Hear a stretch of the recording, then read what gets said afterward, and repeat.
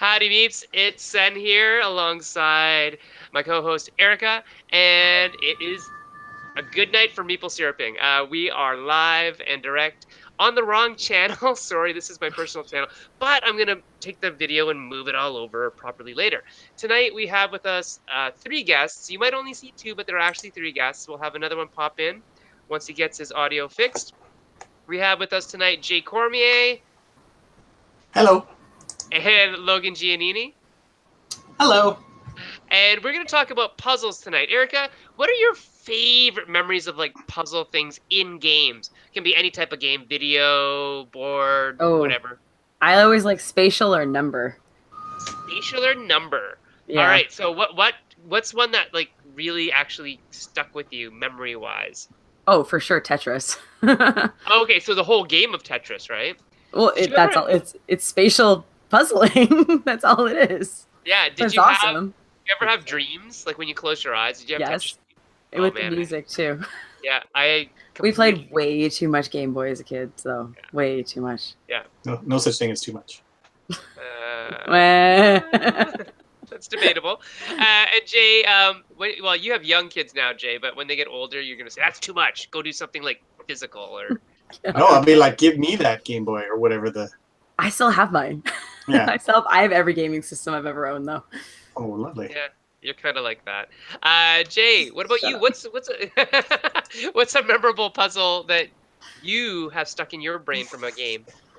I mean, the Tetris idea, I like Tetrinos, so I like any game that has Tetrinos, like Amerigo or something like that, where you're puzzling, trying to fit in the Tetris shapes into the islands. To me, that's just super satisfying. Mm-hmm. Or Patchwork or Cottage Garden, these kind of games. Yeah. Logan, what about you? What about puzzles for you? What sticks out in your brain as something that has been really cool and memorable? For me, it all started with logic puzzles. I grew up playing a lot of Mastermind.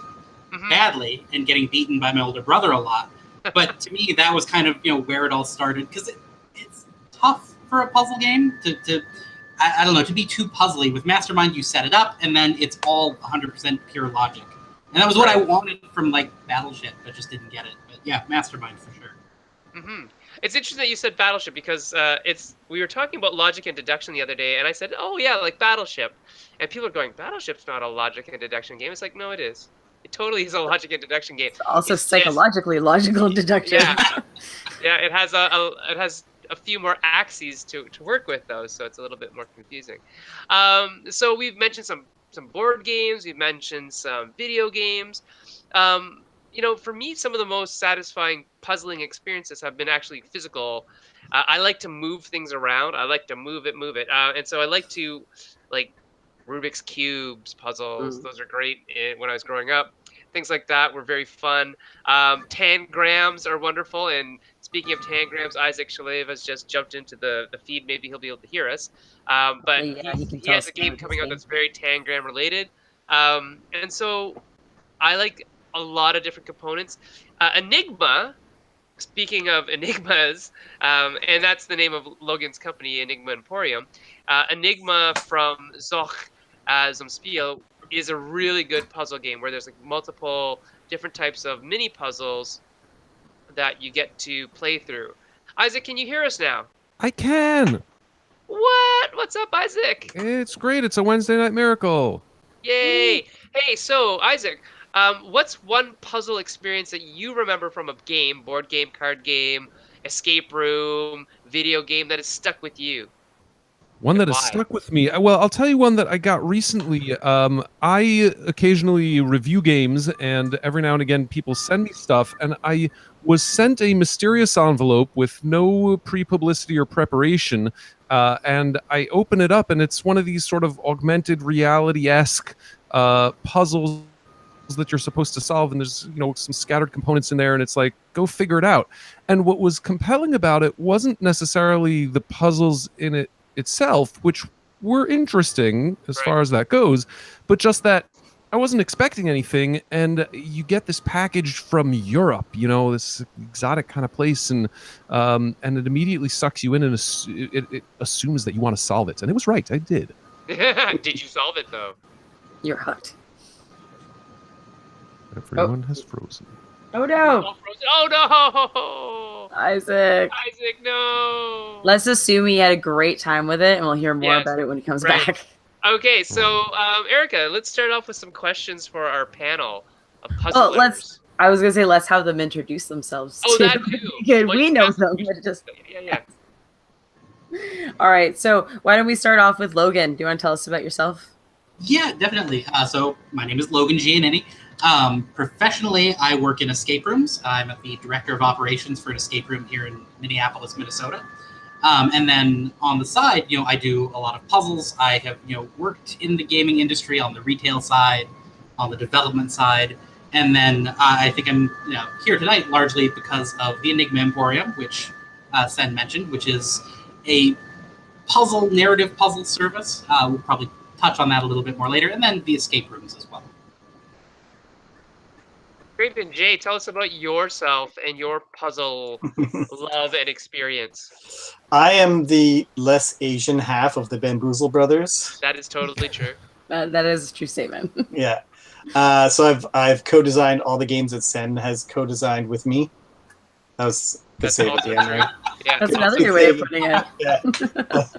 But also, I have created an escape room for corporate use, and it's being packaged here in Vancouver, and we've run it about 6 times already because just came out late last year, and that's going well. And then I'm partnering with a Toronto-based team building company to do the same for them. So, and then Sen and I, top secret, are working on an escape room in a box for retail. Yeah.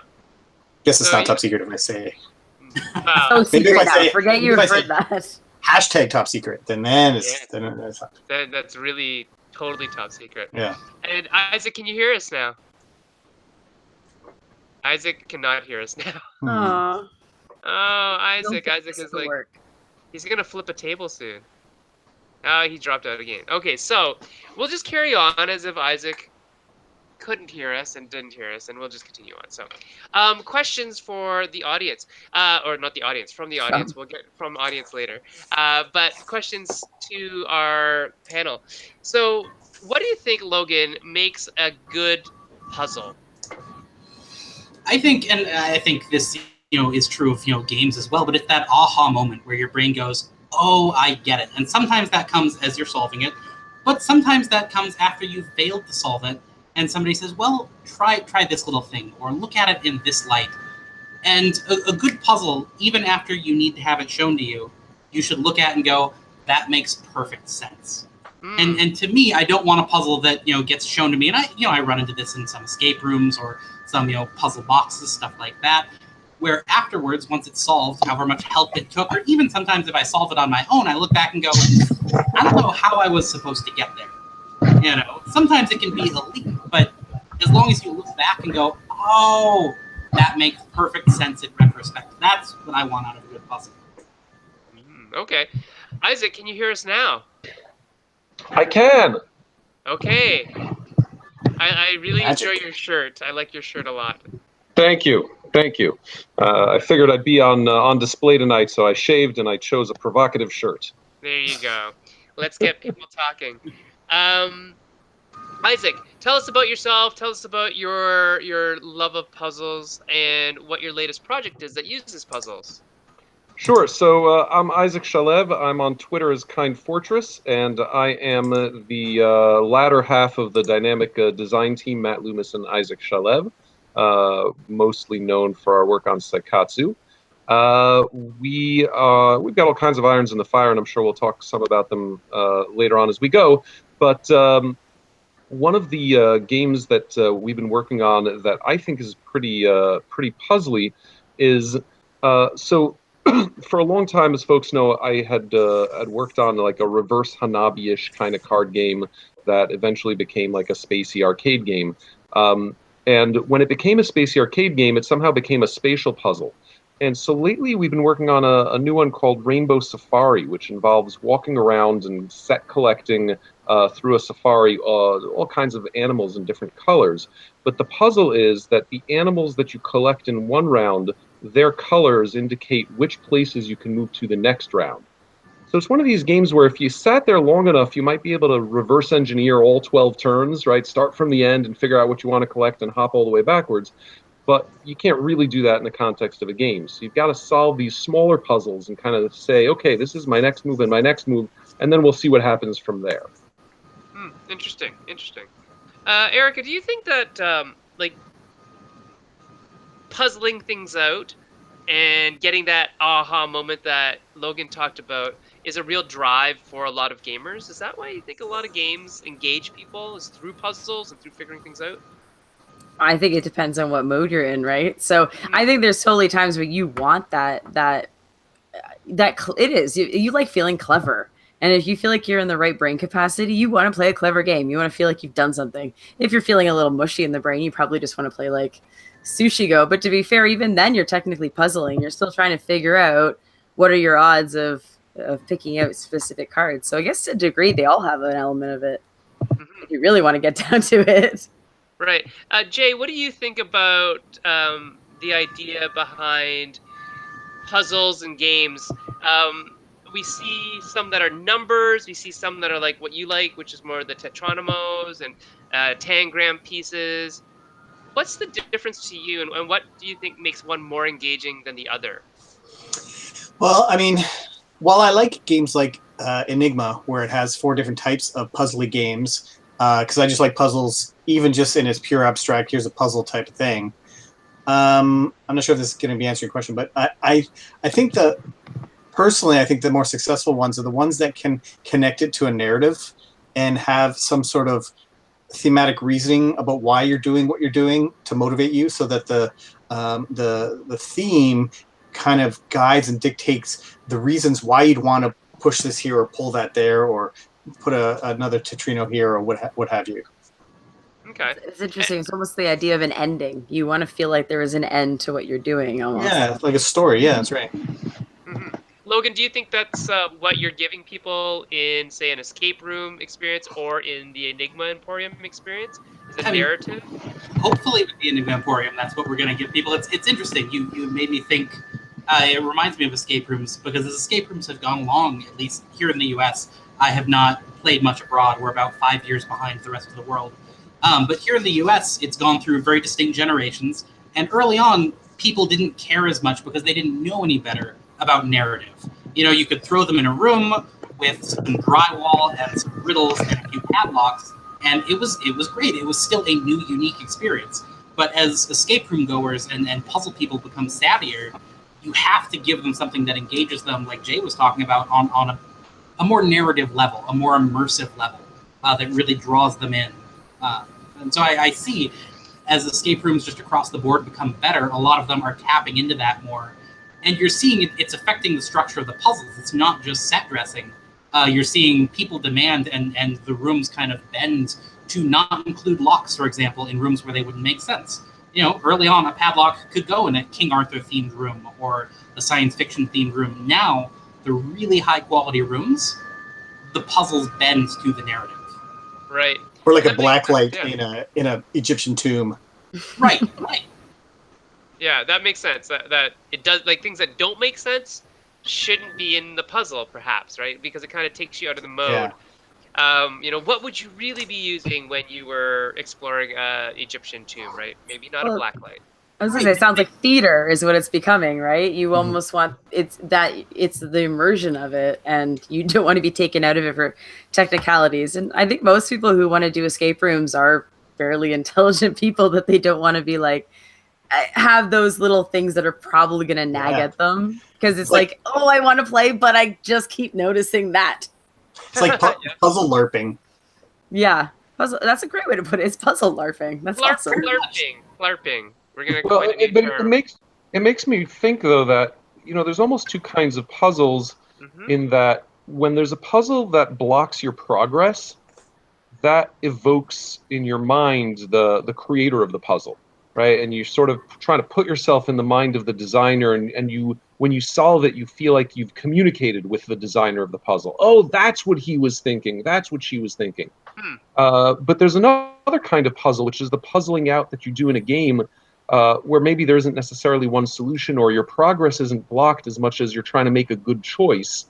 where none of that happens, where you don't have that avatar of the designer, and that feels like a different kind of puzzle. But I don't know if anyone has ever thought of it in that light. But for me, it's a huge deal.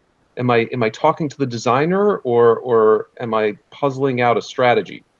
I would say there's even a third level, Isaac, in that instead of just that's what the designer thought, I would like to achieve a goal where the people think, oh, that's what that character thought when that character made that puzzle. And the theme and the story of like that haunted house or whatever it is, and it all makes sense because of the painting and it had that etch. I get it. I think you're. Oh, sorry. I was going to say. I think you're also describing the difference between a puzzle that has a solution and doesn't. Yeah. Do you know what I mean? It's just. I think they are really two different types of puzzles. You're kind of talking about. Sorry, Jay. Sorry, Logan. Go ahead. No. It's okay. I think that's part of what leads to a medium to small group of themes that you see in escape rooms. Because a lot of times, people want that to thematically make sense. Why am I here? Oh, I'm in a detective's office, or oh, I'm trying to defuse a bomb. It's amazing once you start going around playing escape rooms at different cities. There are about 5 to 10 that you see everywhere. That's right. And that's not a bad thing. They're all done differently. I love playing the same theme over and over again because they're always different. But I think you're kind of tapping into why that is. You want that narrative that makes sense, and not every narrative fits an escape room. Or easily, anyways, that people can instantly grok and are willing to pay, $30 to go. And has that urgency of like, you got to get out. Yeah, right. Isaac, I wanted to talk to you a little bit about puzzle games like the one that you guys just did with Jelly Bean. What was it called again? So we did a game called Show and Tile. Right, Show and Tile. Yeah, so it's interesting because Show and Tile, the setup is that every player has some tangrams, and they get cards that have some words on them, and you choose from among those words a word that you want to make using only your tangrams. And everyone's doing this simultaneously, and then trying to guess what everyone has created. And so it's interesting because tangrams are, of course, an ancient Chinese puzzle game where you use 7 different shaped tiles in order to create the silhouettes of just a huge variety of figures. It's incredible how many can be created out of these 7 simple shapes. But Show and Tile sort of turns the genre on its head because we give the players the freedom to match to the word. So there is no one answer to our puzzle. There isn't, this is how you make the candlestick with the handle, right? There's a word candle, and it's up to you how you're going to represent it. And there's many ways that you can represent it with the tiles that you have. Right. So there's no one right answer. It's not like you're trying to build the specific image. You have to communicate that word through the tangrams. Right. And like many other games in this genre, the best possible sculpture, the best possible artwork that you can create using these tiles is the one which only one other person at the table guesses. Right? Because you'll score so long as at least one other person guesses, but other people guessing correctly adds to their score. Right. So you do have, in the case of a simpler word like candle, you do have some incentive to think about how to maybe obscure or obfuscate. So you're solving a different puzzle. You're solving the puzzle of how to communicate to only one person. Right. And so you're really, it's really the Barbarossa scoring effect, right? Where you score best if only 1 or 2 people get it. The more people that get it, the less you're going to score because you made it too easy. Right? Yeah, and to be fair, it's challenging enough typically with these tangrams that until you've played a few times, it's hard enough to get, the one person. Yeah, I mean, there's these super expressive tiles, but it takes a bit to learn their language. Unless you're ancient in Chinese like me, and then you just gotta know them. Well, we used to play speed tangrams. Like there was a game called Tangos, which was essentially 2 sets of tangrams, and you'd put up a card, like the case was made so that it could hold up a card face up, and you'd sort of speed tangram trying to solve before your friend. And when I was in college, that was an extremely popular game for like smart people to outsmart each other, and that was a real inspiration. Well, that's good. I haven't seen that one. I would like that game. Jay, let's talk about other types of puzzles where there are just one answer. Why is just one answer hard? Why is it hard to do that in a board game? Well, I mean, obviously the replayability is not there. So you're talking like exit and unlock type games where you have one answer and once you know it, then that's it. Unless your content is enormous so that it has some sort of replay, but I haven't seen a game like that really. Well, I guess Enigma is like that. It has a lot of content and you're not going to remember how you solved a certain thing, I guess, if you see it again. Yeah, but Enigma doesn't have a story really. No, right? no, not at all. And so we sacrifice a story in Enigma, but we get replayability, yes. right? And so in escapes and unlocks and things like that, we're going to have the narrative, but not the replayability. So how do we do verification? How do we tell people that they're right or not? And what if they're wrong when they're doing a puzzle? What systems do we have? I mean, if you look through what we have currently, like Unlocked has a match 2 cards and then check that number that 2 cards make, and if that equals a card that exists, then you get to reveal that card. Or Exit has a double cipher where you spin a rotating dial and line up certain things, and then you look that up in a book and see what happens, or a card. There's probably other ways around there, but it's tricky because you have to obfuscate it so you don't accidentally see the right answer. You can't just have like numbers in a thing and just look at 142 is wrong, but you see 143 is right. Or you're like, oh, I got to get to 143 somehow. So I see why it has to be a double cipher or a 2-step type thing. Mm-hmm. Logan, what are you guys using in, say, the Enigma Emporium to verify? How do I know if I'm right? And that's part of the hard thing with narrative. So I would say one of the closest corollaries and something we've taken a lot of inspiration from is Journal 29.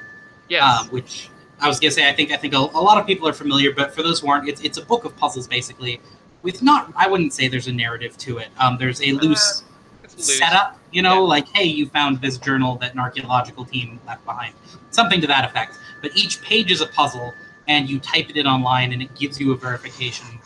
And without a system like that, a lot of the solutions are random strings of numbers, and you have to key that in because there's nothing inherent in there to tell you this is right or you're even on the right track. Yeah. With pretty much everything that we're doing, you'll know you've got it because it will mean something. It'll translate to a word, a sentence, a paragraph, a number that when you search it on Google gives you something else that relates back to the puzzle. You'll know that you're on the right track because the puzzle will tell you, oh, this turns into this bit of information. Does that ring a bell now? Okay, that's interesting. I like that because it let the narrative then guides you, right? And it's kind of an affordance to say, well, this is a story about ancient Rome, so the word computer, probably wrong, right? So you can have those types of things where you don't have to have a complex app like the Unlock system uses an app. That's a great app, by the way, but it may take you out of the mode of being a pirate in the Spanish Main, right? Yeah. Oh, absolutely. Yeah. Erica, do you have any questions for the panel? I'm gonna ask online over there. I'll go over there. Yeah, actually, what I was thinking, because we keep bringing up kind of reinventing existing games. So the question is, and can be across the board, however you guys want to think about it, is there such thing as a fresh puzzle, or are we just iterating classics because those are what entertain us? I hope there's fresh puzzles. So, like, what would you describe as something that's maybe different or new going on right now? Well, like The Mind is a fresh puzzle. Using silence as a mechanic is pretty awesome, and I think that's a great puzzle. That's the delay and how long you wait if you haven't played The Mind, and you have to play cards in ascending order, but nobody can talk. So to me, that's a really cool. And Hanabi, when it came out, was a new kind of type of puzzle that like, oh, we haven't seen this kind of puzzle before. So they definitely shake up the world and make a lot of noise when new puzzles come out like that. That you're like, oh, that's a cool way to do something new. I love it. I think there's a lot of new approaches too. I'm actually really excited this year. So you've got Chronicles of Crime and then Portal's detective game, and they're both kind of in the similar field. You're investigating, you're trying to solve something. Very consulting detective-esque, but whereas consulting detective gives you a big sheath of paper to look through, which I love. Don't get me wrong, I will never stop playing those. These are using new technology. With Chronicles of Crime, they're using QR codes, which I think is brilliant. I saw that and I was like, wow, how could this be applied to escape rooms in a box and this and that? I'd never seen anybody use QR codes in that way before, as kind of the basis for your puzzles to give you information. And then the Portal one, Detective Chronicles of No, that's I forget Van what Ryder the game? title is. No, not the Van Ryder one. It's from Portal, I'm pretty sure. Okay. The one that Ignacy was showing at the Gathering, Jay. It takes and like 3 hours to play, 4 hours to play. I'm so excited for it because they're using not just a little bit of online component from what I understand, and you can probably speak more to this having seen it, but they're using big databases that they are using and creating and adapting, and it's fantastic. It's not 100% a new puzzle, and I think that's important for these more complex ones, that it has a familiar base, but has new elements and components. Yeah. So just to speak to it a little bit, so if you haven't seen it yet, Ignacy's new game, what it's doing is it's basically like Consulting Detective in the fact that you have all these reams and reams of information to weed through to figure stuff out, but that information doesn't come to you in reams and reams of paper. It comes to you in these faux websites, like these database websites that they've built specifically for these games. And then that stuff that spits you out information. You have to kind of get in there and do stuff to find the information, and then eventually track down the criminal by figuring out all the clues that are being left on these websites that allow you to feel like you're sort of like this immersive experience. You're a detective using the power of the interwebs to track down a criminal. So that is another neat new one. And Lucky Duck's Chronicles of Crime, definitely using that element of the QR codes, the AR glasses, is verging on that kind of hybridization that we've been waiting for ever since, things like XCOM came out, right? Isaac, bringing you back into the mix, have you seen anything really innovative in puzzles and games that you'd like to talk about? Well, it's funny because as I've been listening to this conversation, I've been wondering about the distinction between puzzle and mechanism, because when Jay mentioned the mind, my first thought was, is that really a puzzle? Those are fighting words. What do you think, Jay? Is that really a puzzle? Well, I mean, sure. There's a puzzle to it. It's something to figure out. Okay, Isaac, back to you. Well, so I look. I don't know if it's a puzzle or not. And the semantic conversation is the least interesting one. But what the reason that I brought it back out is to say that when you're missing information, right? That any type of missing information can be quantified as a puzzle. And you can, or defined as a puzzle. And then the question is, from a design perspective, is which types of information have we never taken away before, right? And so, Hanabi, we never took away what you're holding in your own hand. What does the puzzle look like when you do that? In the mind, what we're taking away is really the ability to learn in any way except non-verbally and almost sort of non-explicitly. Yeah. And so what more can we take away? I actually think that one of the most interesting experiences I've had since I got into game design was when I played Emperor's New Clothes, which is going back quite a few years now already, maybe quite a few years, 4 or 5, but in game design that feels like an infinity. But that was Jonathan Liu's game, and there wasn't really a game, except there was most of the components. I mean, all the components were just blank, and there was a tiny bit of a rule set, but basically you decided how everything worked within this extremely light touch framework. And I think in many ways it was ahead of its time. But thinking about it as a puzzle is really interesting, because what he took away was all the content, literally all the content, and said, figure out this game. Figure out how this is a game. Yep. Is that kind of like Zendo, that kind of thing? Where where one person knows the rules and everybody else has to kind of figure them out by them saying yes, no, that can't be played there, that kind of thing. So I've never analogized the two. I mean, what I recall from Emperor's New Clothes is that there was this basic rule that had to do, like, you were essentially choosing roles, and the roles did have some basic interaction that existed, but everything else was super loose. So you could play a blank card and reshape all the existing rules by saying that that's what the card did. Or you could take a die and roll it, and it would show no face, and you would say, here's what just happened. So there was a narrative role-play element to it, but there was just enough framework, and I wish I could sort of recall exactly how it worked, but there was just enough framework to give you incentive to do things. And so, yeah, Logan, you're absolutely right. It's Calvin Ball, the card game, 100%. So I still think that from a puzzle perspective, it's a fascinating thing because of what it took away, which was literally the content. It said, players, you figure that out.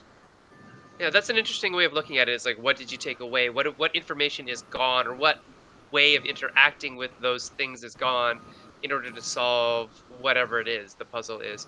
Logan, is there anything that you're doing at Enigma Emporium that you're taking away something that is not common? I mean, the one puzzle that you sent me, like a lot of it's ciphering, a lot of it could be Morse code. So if you know the key, the code, then you can break the cipher, right? Are you going to do anything else that is going to be interesting that you think of right now? I hope it's going to be interesting. No, I think a lot of it for at least the series of puzzles that we're working on right now, the initial ones that I'm working on, which are the postcards, a lot of it's contextualizing. It's kind of what we were talking about earlier, Cameron, if it was Jay or Isaac, about getting in the designer's head. You know, so I'm laying the groundwork there for them to kind of climb inside my head and go, wait a minute, forget about this thing that's clearly a puzzle. What about the rest of this? So I guess in some ways it's the opposite of what you're talking about. Instead of taking away, we're giving more, but all of it, hopefully, is important. So you have to take a broad picture view. And instead of going, well, I'm going to look at the text on this, going, okay, I'm going to look at the text, but I'm also going to look at this image and this shadow and a little bit of everything. So I don't know if that exactly answers your question, but I would say we're going in the opposite direction. That was pretty enigmatic of you. Erica, I see what you did there. Erica, you had a really cool idea about roll-in rights. Yeah. Well, we were kind of talking about the idea of deductive gaming, taking things away to create the puzzle. But then I was thinking we honestly have a trend now of giving information to create a puzzle. So if you think at a roll right at its core, whether you're rolling dice or flipping cards or whatever it is, you're giving the person information that they have to use to construct basically their own puzzle. And if they do it well enough, they get the most points, right? And maybe it's a new way of talking about fresh ideas on puzzling. Maybe that is kind of a new idea in puzzling. That's really interesting because I know Suze, who is like the champion of roll-in rights, as in she champions them. And doesn't mean she always wins them. She's just really into them. She's also very into games like Karuba and Limes, and games where everybody can play. It's not bingo, but everybody can play, and it's just how each person plays that dictates their outcome, right? And it's the same thing. Like you're saying, roll-in rights, you roll the dice, you make the decisions of where you're going to do, and eventually you kind of get locked out because you didn't weigh your odds carefully enough. And the same thing with games like Karuba. When the card comes up, you're going to play those pieces, and everybody gets the same opportunity, but it's where they place that makes the difference in the end. So that's an interesting way of thinking about it. Jay, what do you think of that? It makes me, it's cool, and I'm tempted to start working on some of my own roll-in rights, just to hang out with all the cool kids. But it makes me think of the Van Ryder, it came up twice in this thing, graphic novel adventures, where it's not necessarily roll and write, although I've gathered, because I haven't played them yet, but from me pouring through their Kickstarter campaign because I was so attracted to it, there looks like some of them do actually have some rolling to it, and it's like a game with a narrative. So to me, that's obviously my big big selling point. It's like it's got a narrative, and there's lots of puzzles, and there's a gamey aspect to it where you can actually play through it multiple times. I cannot wait to get these, and they should be arriving to Kickstarter backers, I think, like soon. Mm-hmm. There's a really cool one, Jay. That's a city building one. So I know. So it looks so cool. Uh-huh. Isaac, what do you think about Erica's supposition that roll and writes are puzzles in reverse? Well, I think that it's true, and I think that an expansive definition of puzzles, like we're discussing here, could probably be applied to most games. I mean, I don't know how like the puzzle of figuring out how to play Terraforming Mars effectively doesn't strike me as substantially different definitionally from playing a roll and write, the exception being, does everyone have the exact same opportunity or not? And I don't know that changing that dramatically changes the experience, or should change the definition. So I think a lot of Eurogaming comes out of sort of a puzzling tradition, or maybe it's a case of convergent evolution, right, where they're kissing cousins, and a lot of that has to do with I think what Logan was saying, which is that obfuscation is a really important tool for puzzlers, and it's also a really important tool for designers of games with relatively little randomness, and certainly with little output randomness. Right. You have to obscure what the best moves are, and you do that through complexity, through too much noise and not enough signal. And those are all puzzle techniques. Mm-hmm. That's really interesting as well. Like bringing it back to puzzles, pure puzzles. Has anybody here done a puzzle hunt or created puzzles for a puzzle hunt? What's a puzzle hunt? Oh well, who said yes? Isaac, did you say yes? Oh, Isaac did. Okay, Isaac. So you get to define it and tell us what it is. I mean, essentially, a puzzle hunt combines like a scavenger hunt and a puzzle. So there's a bunch of ways to run them, but basically, you're looking for pieces and clues and constructing them often together. So often you're not. You might be part of a team, and a number of you are doing this, or it might be a fully collaborative puzzle hunt. So you might be both looking for things and then finding them and combining them in different ways to give you further clues as to what to look for. I think that's the best I can do on one foot. Mm-hmm. So a puzzle hunt, is basically in the real world or online, going with a team, solving puzzles, and moving from puzzle to puzzle. You can't go to the second or third puzzle until you've done the first one. Typically, some of the online ones allow you to go around. There have been until last year I think was the last year that Mike Selinker and the Lone Shark team did their puzzle hunts at Gen Con. And you just go around and see a sign and solve the puzzle. And there was like 50 of them for the 50th anniversary, I think, last year. If I remember correctly, I didn't do them all. But they're just puzzles, and you just go around and do them.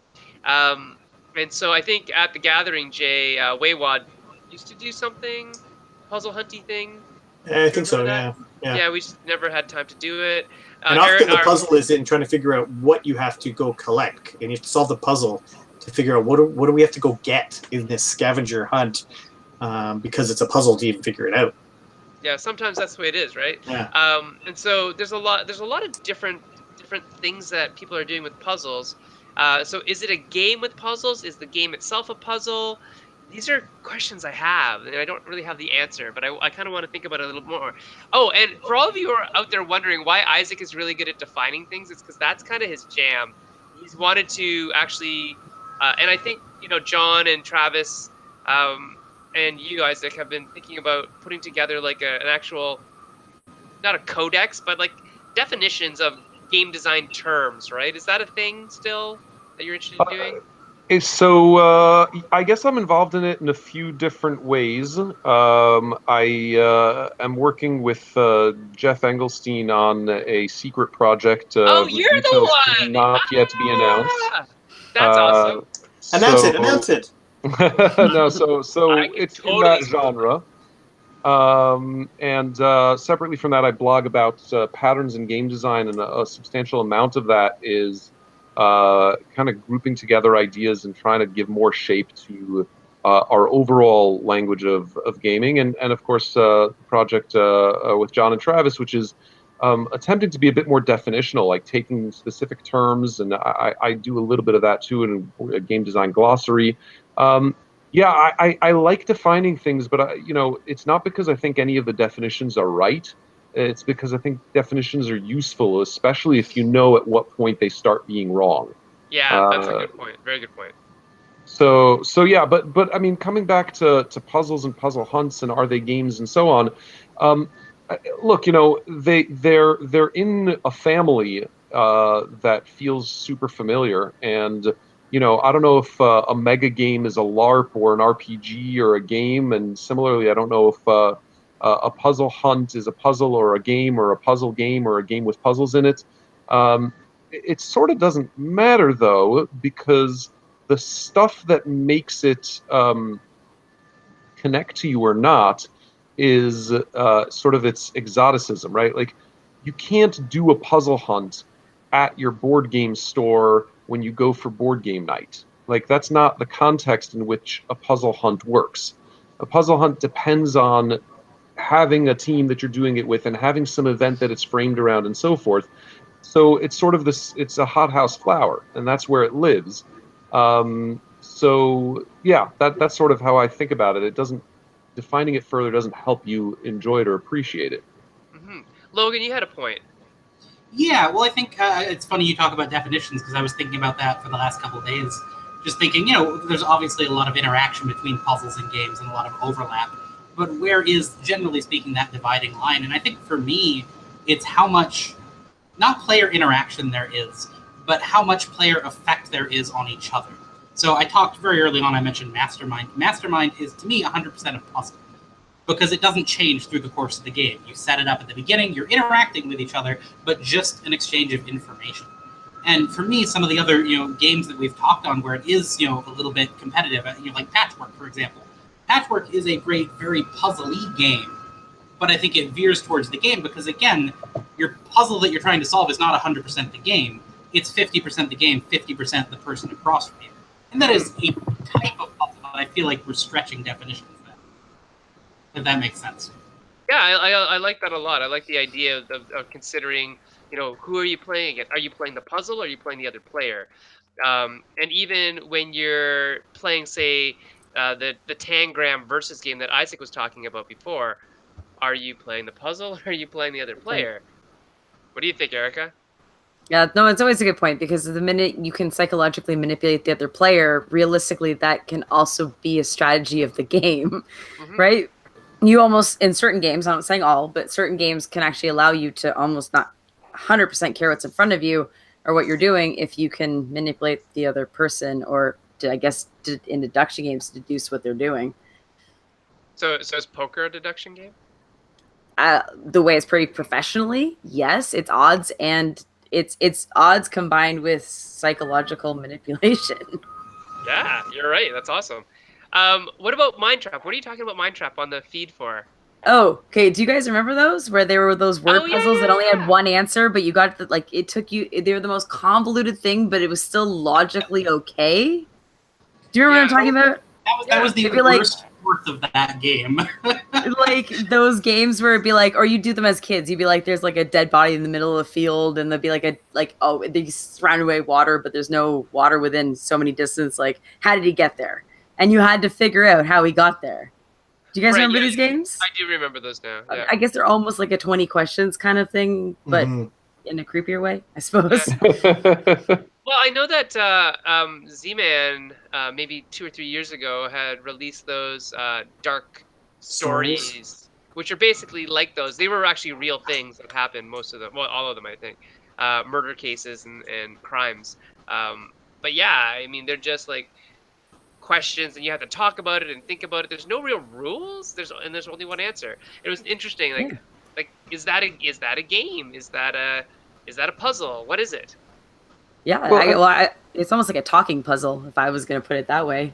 We were talking about the idea of puzzles having an answer. It is something that has an answer. Sorry, go ahead, Isaac. Well, no, I was going to poke at that multiple answers issue. So a recent game from Cosmos called Dimension is a puzzle game, to at least by my view. Basically, you got 3 spheres in 5 different colors, so 15 total spheres that you're arranging in a pyramid 3-dimensionally. And you have to observe up to 6 different rules, and the rules flop out of a deck. So you turn over a deck of cards, and it'll say, 4 blue spheres. So you need to have exactly 4 blue spheres in your puzzle. And another one will say, oh, nothing can be on top of a blue sphere. And another one will say, you have to have a combination of 3 white and orange spheres, right? And all kinds of rules like that. And you flop 6 of them, and everyone works to create a pyramid that observes as many, if not all, of these rules as possible in order to score. Right. Now, it's clearly puzzly, right? When you're doing it, it's a puzzle. But there is frequently more than one solution, and even more than one solution, like even forgetting just mirror image symmetry, there's often more than one solution, and occasionally there is no solution, right? There are 2 contradictory rules, and there's no possible solution. That's but interesting. I don't know. None of those outcomes to me feel like it makes it less of a puzzle. I think it's not necessarily productive to try to label things as one thing or another thing. I think with the way that the market is going, that things are crossing over lines all the time, with a clear example being even just Ameritrash and Euro games. And that used to be way more distinct early on, and now it's getting a little blurred, and there's a little Ameritrash and Euro games and vice versa. And now, like, if you had those sections in your store, it'd actually be hard to classify and actually put some games in some. And so I think it's similar with puzzles. It's like, tangrams, as you said, Isaac, you should just be a puzzle, but now there's games with tangrams in them. And so I think it's a good that we can't classify and label them. I think it's breaking down barriers and making new ways to look at things and appreciate these puzzle/games or whatever fun you want to call them. All right, so Mr. Shady is lying on a bed, and on the floor beside it is a pair of scissors. The scissors were instrumental in his death, yet there is no trace of blood. Mr. Shady's body reveals no signs of any cuts or bruises. How could he have been murdered with the pair of scissors? That's a mind trap question. I give 2 possible solutions. All right. And air tank was cut. Oh, okay. What did you say was cut? It's an ocean bed, and his air tank was cut. Yeah. Okay. I was gonna go along the idea of something got cut open, right? So that would have been one of my first questions. And then if it wasn't cut open, I would have said something was on the scissors that went in through his hand, like if it was a poison or something like that. Okay. Right. I assumed that the heart-lung machine he was hooked up to had the electricity cut, or possibly the scissors were used to open up some kind of poison canister, right, that released a poison gas into the air. Right. Jay, what's your answer? I like what they said. They're all logical. They're all correct. Yeah. So here's the answer. The That'd answer be crazy. Says, Mr. Shady. No, it's not really. Mr. Shady. Okay. It is because we don't think about these things anymore. Like literally. These are things from like the 70s and 80s, and we don't think about them anymore. Mr. Shady slept on a waterbed. I was gonna say, is this a 2-minute mystery? Do you remember those 2-minute mysteries? Very similar. Yes. His assailant used the scissors to cut the bed open and drown him. That's so. The funny thing is, I feel like I remember that exact one. That sounds so familiar now that you say it. How terrible is that? Yeah, I have objections to that one, because I feel like if you try to drown someone, the body's going to have some bruises on it. Yeah, there'd be a signs. Yeah, that's Maybe he's a really heavy sleeper. Signs of story. There'd be water splash everywhere. Maybe he's drugged. I don't know. Yeah. So we're calling hacks on that one. Okay, cool. So yeah, and I think that games and puzzles. So we had talked about verification. What about giving clues? How do we give clues? Yeah, I was going to say a big one for you guys, because I've heard this from a few people trying to make any type of puzzle game or any type of just an exit game of some kind sort of idea, is the puzzles are too hard for people to do. Like when you're first testing them out, so many people say, I just had to make it easier. I just had to make it easier. Is that because we're so clever making the puzzle that you think other people can get it? Or have you guys noticed that kind of thing? This happened. Like to say. This happened exactly with my escape room in a box that I created for corporate use. And after 5 playtests, every single time, the tweaks were always make it simpler, make it simpler, make it simpler, make it simpler. Now, it's not just making it simpler as in the puzzle was too tricky, because I bet you I could give you the 2 or 3 components for this one puzzle, and I bet you, 80-90% of people could figure it out. However, when you put this in a case or in a room, escape room, or however, in my case, it was a case, with 10, 12, 13 other things, now trying to identify that these are the 3 things you need to solve this puzzle, and these are the 4 things you need to solve that puzzle, that obfuscates it so much more that we had to start to figure out ways to identify and group the puzzles together, so people had a little bit more help in understanding that these 3 things went together, so they could get to the next step of then solving the puzzle. Yeah, I think the Exit series takes that approach, and the first clue, and you can for every puzzle you can get 2 clues and then finally the solution. And the first clue is always, this is what you need to have found. You need to have gotten to these cards. In other words, this is the information that you need to solve the puzzle at all. So if you haven't gotten the information, stop trying to solve it. You can't. And that's super critical. It goes right back to what Jay was saying, right? Defining what do you need to even do this. And the next level is what we like to call scaffolding, where you have to let players have some victories and progress and feel like they are progressing. And if it's just a bunch of puzzles all at the same time, it gets really chaotic, and it's really frustrating, too frustrating for players. So they have to have a feeling of like, hey, we did that one thing, cool. And now we got this new thing, and we get to do, okay. And this whole idea of like layering it on and getting, and if you can, have the actual curve of difficulty increase as they go through the puzzles. One thing that I've seen in video games but haven't seen in board games around puzzles, so like, I assume many of you have played Breath of the Wild, the Zelda game, and there's a ton of puzzles in it, and especially the shrines that you access have many, many puzzles of many different kinds. And one of the ways that the game approaches this issue of solvability, aside from the meta reality that people are going to post walkthroughs on the internet, right, is optionality. There's hundreds of shrines. I don't know how many. There's something like 200 shrines. You really don't need to do any of them. It certainly helps to do about 50 of them if you want to sort of beat the game. So if you come across one and you can't figure it out, or I remember there was one that you could figure it out. It was one of these where you pull different levers or you shoot arrows at different levers to make things spin and so on. You sort of have to figure out the right sequence to do it all. And I was like, this is kind of a pain in the ass, and I don't want to do this one. Like, I don't even want to watch the walkthrough and like follow it. It's just this is tedious. So I was like, whatever, I'll just skip this one. That kind of optionality, I don't know if that is present. Can anyone think of a board game that kind of allows you to opt in and out of some of those puzzles? I can only think of the app for Mansions of Madness. Yeah. Where you can get pulled into those puzzles. You don't actually have to do them, but they're all puzzles to kind of get to that next piece, but there's always another way of doing it. It's the only thing I can think of right now. Yeah.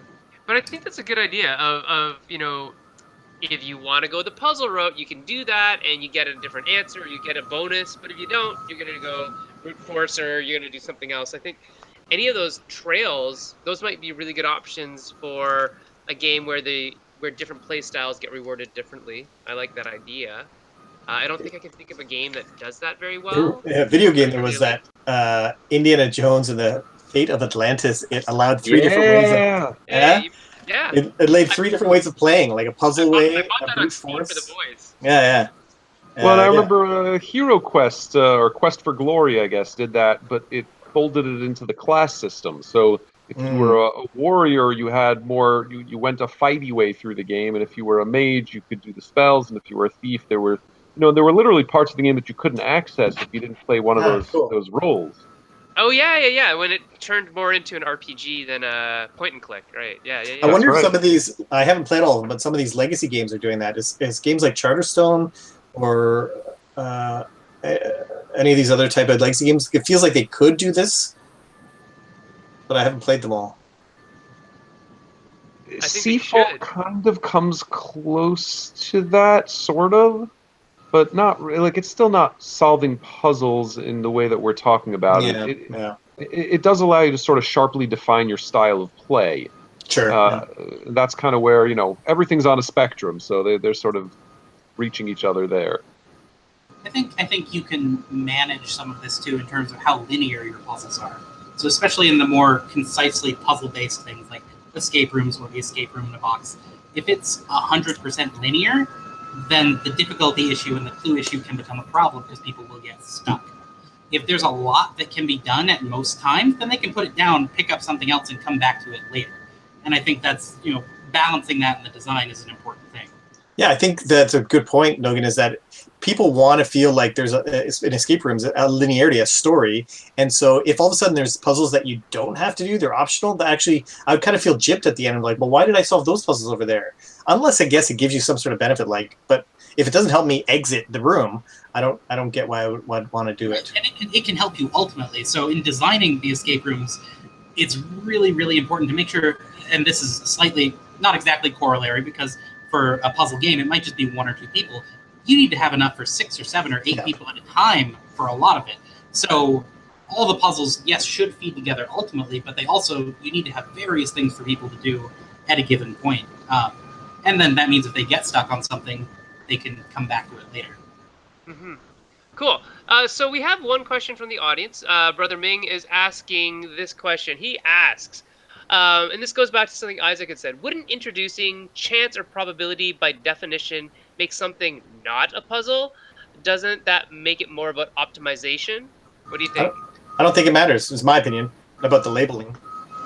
Okay. Yeah, yes, but I don't think it matters. It's my opinion. Okay. Isaac, what do you think? Does it take it out of the realm of puzzlehood if you start adding some variability to it? It depends on how poorly you use the probability paint in creating your masterpiece. So, to put some texture on that, if you have a probability element to your combination lock, that's pretty terrible, right? Like, it only 80% of the time opens when you get the right combination. So that's terrible. It's obscuring, it's defeating, and it doesn't give any player agency and so forth. And this probably goes back a lot to input randomness versus output randomness. So yeah, that's a really terrible way to use randomness. But can you use randomness in more effective ways for puzzle solving? Absolutely. I think that it is interesting and certainly in kind of an RPG space, to receive a different set of clues from a character based on the outcome of some charisma check still maintains a really interesting puzzle. So it's a tool, and if you misuse it, you're going to muck up your experience. But no, I don't think it's a definitional element. Yeah. And I mean, like what Jay's saying about, it's not useful to define. I'm going to push back just a little bit and say I think sometimes it is useful to define so that we can tell people about what general experience they will be getting out of this box or out of this game or whatever. Because we often use phrases like, oh, it's got a puzzly element to it. Or, it's got a lot of dice combat. It's a real dice chucker. I think it's fine as a descriptor, just not as a label, like this is a puzzle or isn't a puzzle. Oh, okay, sure. I'll agree with that. I'd prefer to think of multiple genres of puzzles and to be able to say, single solution puzzles are one kind of puzzle and multi-solution puzzles are another kind of puzzle. And we could, if we really wanted to, put them on a spectrum and give them grades and be like, this is extremely puzzly because it's only solo solution. But honestly, and those can be valuable things to do if they help us communicate, right? But the irony is that as descriptors, we mess this up all the time. So, I'll describe Azul as a puzzly kind of game, and it's full of randomness, and it's full of player interaction that is of a non-puzzle nature, and it's full of take that. But it's still a puzzly game. I mean, I don't think you can take that away from it. Right. Yeah, I agree. All right, so it is after 11, so that means we get to go to our last questions. Erica, would you like to do the honors of asking our 3 panelists the last questions? Sure. So we'd like to ask everybody before they go if they had one piece of advice that they wanted to leave. It could be something specifically about puzzles, but it doesn't have to be, or designing them. One piece of advice that you want to give to the audience. Let's start at the end with Isaac. Oh, goodness. I think my one piece of advice is that puzzles really have very high returns for people who do them a lot. So if you do a crossword puzzle once a year, it sucks, and if you do a crossword puzzle every day, it's amazing. So crosswords or puzzles in general are a lifestyle game. Interesting. Continuing on, let's do Jay.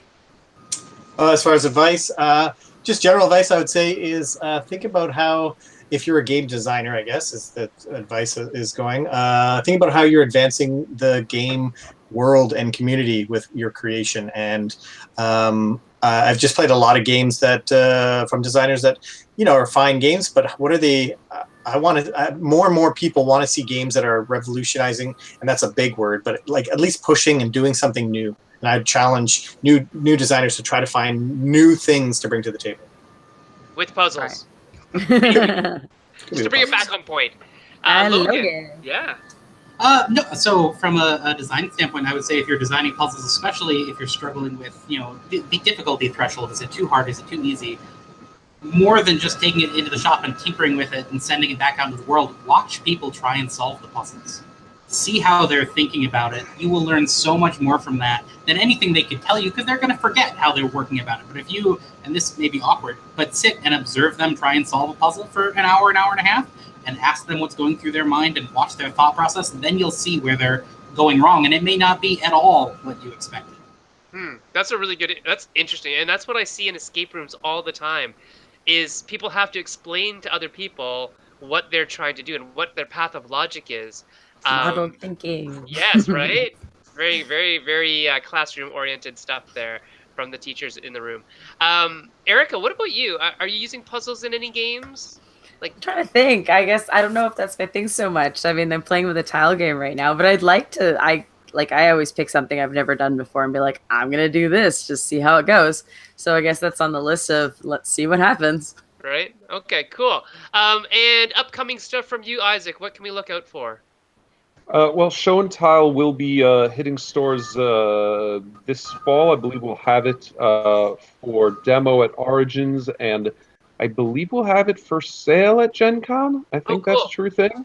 So that's the next thing that you can find coming out for me. And I hope you all try it. It's super, super, super fun, and it's going to be for sale for like $25. So a great price for a super fun, gamey puzzle game. And are the tangrams, are they plastic pieces or are they cardboard pieces? They're made out of an ancient Chinese steel. The steel of my people. Awesome. Exactly, the steel of your people. No, they're a chipboard, so they're easy to manipulate, and they are super, super, super expressive. It's just amazing. With double-sided 2 colors, you can contrast. Nice. Yeah. It's a lot of fun. There are videos online. We put up pictures of stuff people have made. There's these incredible scorpions and trains and all kinds of crazy things. My personal favorite, maybe I'll put this up in the comments, is a guy sitting on a can. With by can you mean washroom can? Yeah. Okay, cool. Jay, what are we expecting from you? In the puzzly world, I'll say that I just signed this week a game with fellow game artisan of Canada, Graham Yans, called In the Hall of the Mountain King, which has 2 puzzle elements to it, which I really am proud of. That one, you're hiring trolls, and when you hire them, you put them into your own collection of trolls in a pyramid fashion, and when you place it, you activate that troll and every troll underneath it. And that part is fun to try to puzzle out how you can maximize your efficiencies of your income, but then you use all those resources to build Tetris-shaped pieces into a mountain in order to achieve certain goals. Right, and that should be coming out from Kids Game Tables or Burnt Island. We're not sure which. Burnt Island. Okay. Burnt Island. Okay. I was super hoping, Jay, that you were going to tell me that these trolls were like a symphony orchestra. I know. Playing in the Hall of the Mountain King. I thought that's where this was going. The whole genesis of the idea was the fact that song gets bigger and bigger and bigger and louder and faster. And that is Jay's favorite song ever. Yeah, it is my favorite song. And so the cascading of getting more and more resources, they get more and more trolls, feels like the song. Cool. Cool. And Logan, what's coming out from you in the near future? Yes, so, mentioned it a couple of times, but it's going to be the first installment of the Enigma Emporium series. So the Enigma Emporium being kind of the blanket term for everything. Each one's going to be a different artifact or set of small artifacts. So I've got some of the postcards here. None of these are actually what you're going to get because this is an old prototype, so no spoilers. But each one will be very small and self-contained. I know we're looking at down the road, Slight Spoilers, doing a deck of cards with a story and puzzles, laced throughout it. So that sort of thing. And the first one being the postcards, which we're looking at Kickstarter in Q3 or Q4 of this year. Okay, so watch out for that on Kickstarter. Erica, you wanted to mention something. Yeah, I realize the closest thing I have to a puzzle right now, which again, it's a bit area control, but it still has those elements. I've got a co-design coming out with Daryl called Bosk, which is like a small wooded area. Yeah, so your trees, but what you're actually doing is you're controlling the ground with your leaves, but you actually have to strategically move around people. So you're kind of creating these trails of almost like tetradrachms, if you want to think of them that way. So I guess I could see it being described as puzzle. Very cool. And I'll mention one that's coming out from Jay and I, and with Daryl. This guy leaves the show, and he still gets talked about every show. Daryl and I and Jay and I designed the game. Daryl's going to be publishing it under Meeple Games. This is like breaking news, so I don't even think Daryl's told anybody. But You'll hear it first. Yeah, you'll hear it here first. There's going to be a hidden movement game from myself and Jay coming out through Meeple Games at some point. And it's pretty awesome. And there's logic and deduction. It is a very big kinetic puzzle. Kinetic in your head, not like, well, you are moving pieces, but it is a really neat puzzle to solve. So look out for those things. All right, cool. Oh, and hey, Nate Murray's on. Nate Murray he just posted something weird on the feed, but I don't know what he's saying. We'll talk to him in a bit. So cool. Oh, there it is. There's the picture of the guy on the can. That is an excellent way to end the show. We are going to end the show with Guy on the Can. All right, so for Meeple Syrup, it's Sen, Erica, Bye. Jay, Logan, Isaac. We'll say goodbye to you all now. Yeah. And we'll see you guys here in, maybe not next week, because next week is Origins. Haha! Who's going to be there? I'll be there. Erica? Yeah. Isaac, are you going to be at Origins this year? No, I'm going to Utah tomorrow. It's a Tabletop Network conference. Right. I couldn't go to that one, so I decided to go to Origins instead. All right, Jay, we'll see you whenever we see you next in like October at Chuck's. Sure. All right, and Logan, we'll see you where? Gen Con, maybe? Okay, cool. Excellent. All right, we'll see everybody later. Thanks very much for watching, and we'll get back to you in the next couple of weeks, tell you what's going to come up on the show. See ya. Bye. Bye.